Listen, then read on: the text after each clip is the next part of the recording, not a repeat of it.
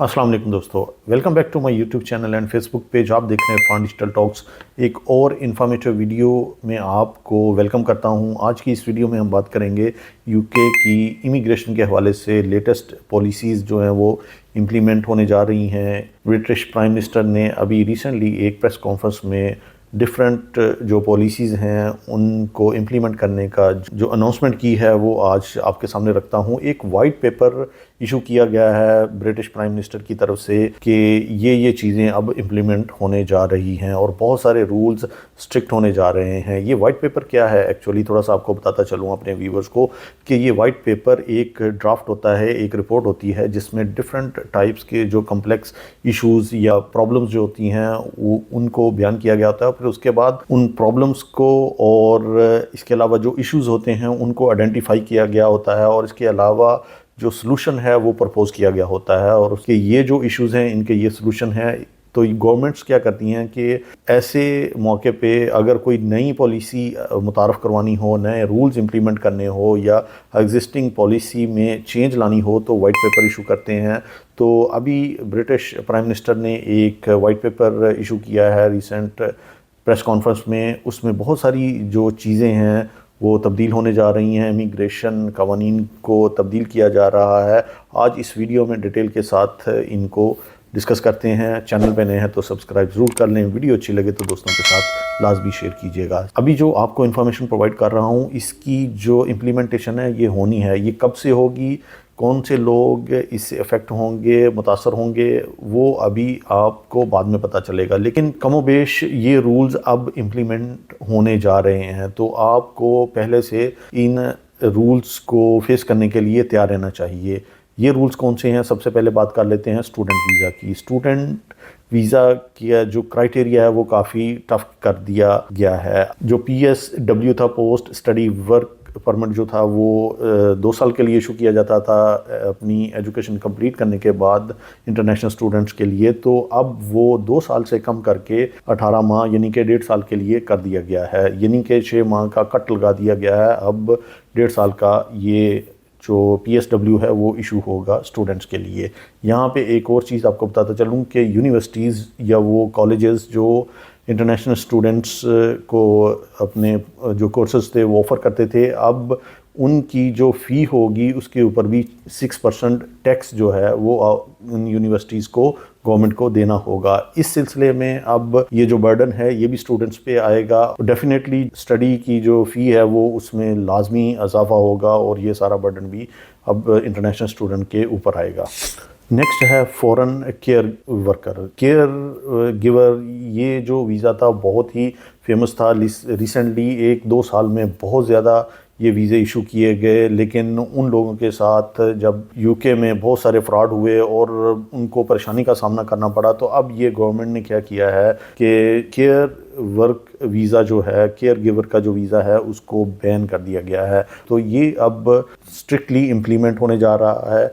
लेकिन ये कंफर्म हो गया है कि केयर गिवर का जो वीज़ा था वो अब आउटसाइड यूके जो है वो आपको नहीं मिलेगा। अब इनसाइड यूके ही उन्होंने हायरिंग करनी है और अपने ही जो उनके सिटीजन्स हैं उनको ये जॉब जो है ऑफ़र की जाएगी। अगर उनमें कोई भी ऐसा वर्कर उनको नहीं मिलेगा तो फिर आउट ऑफ यूके उसको हायर किया जाएगा।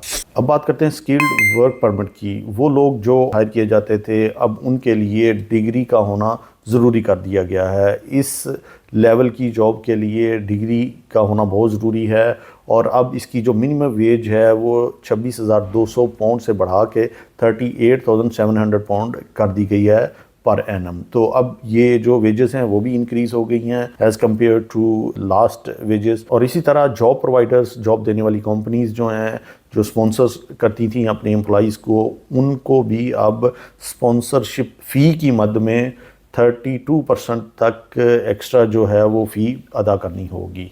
जी, अब बात करते हैं ILR की, इंडेफिनेट लीव टू रिमेन की। ये पहले 5 साल बाद मिल जाता था, लेकिन अभी इसकी जो ड्यूरेशन है वो 5 से 10 साल तक बढ़ा दी गई है। इसका मतलब ये है कि वो लोग जिनको 5 साल के बाद ILR मिल जाता था अब उनको 10 साल बाद मिलेगा, यानी कि अब जो सिटीज़नशिप है وہ آپ کو 10-12 سال کے بعد ملے گی. آپ کو برٹش پاسپورٹ جو ہے وہ 10-12 سال کے بعد ملے گا.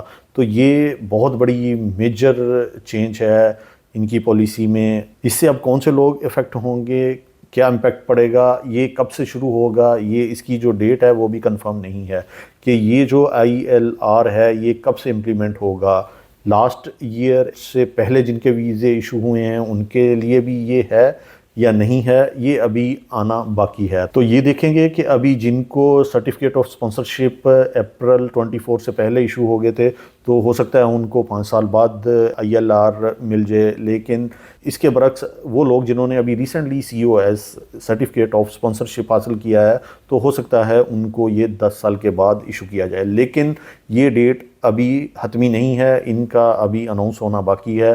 جیسے ہی یہ رولز امپلیمنٹ ہوں گے تب ساری چیزیں کلیئر ہو جائیں گی. لیکن یہ میجر چینجز تھیں جو ابھی UK کی جو گورنمنٹ ہے وہ امپلیمنٹ کرنے جا رہی ہے. انگلش لینگویج ٹیسٹ جو ہے اس کو اور ٹف کر دیا گیا ہے. وہ اپلیکینٹ جو یہاں UK میں آنا چاہتے ہیں ان کے لیے اس کی ریکوائرمنٹ ذرا بڑھا دی گئی ہے. ابھی اس کی جو فردر ڈیٹیل ہیں وہ آئیں گی، لیکن جو اس اپلیکینٹ کے ساتھ ایڈلٹ ڈیپینڈنٹس ہوں گے ان کو بھی A1 لیول کا جو سکور ہے وہ حاصل کرنا ہے اپنی اس انگلش لینگویج ٹیسٹ میں. تب وہ اپنے اپلیکینٹ کے ساتھ اسپانسر کے ساتھ UK میں آ سکیں گے. تو یہ جو اسٹرکٹ میجرز ہیں یہ ابھی لینے جا رہے ہیں.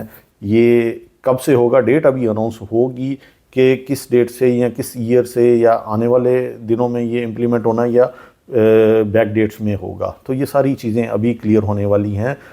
ایک میں نے ویڈیو کینیڈا کے اوپر بنائی تھی کہ کینیڈا کے جو پرائم منسٹر ہیں اس وقت جسٹن ٹروڈو تھے، انہوں نے بہت ساری جو چیزیں تھیں وہ اسٹرکٹ کیں اور اپنے امیگریشن کی جو تعداد تھی اس کو کم کیا. اور وہاں پہ کیونکہ ہاؤسنگ کا اور ڈفرینٹ ٹائپس کے جو بحران تھے وہ بہت زیادہ ہو گئے تھے تو انہوں نے پھر اپنی جو امیگریشن کی جو پالیسیز تھیں ان کو چینج کیا، ان کو کافی اسٹرکٹ کیا.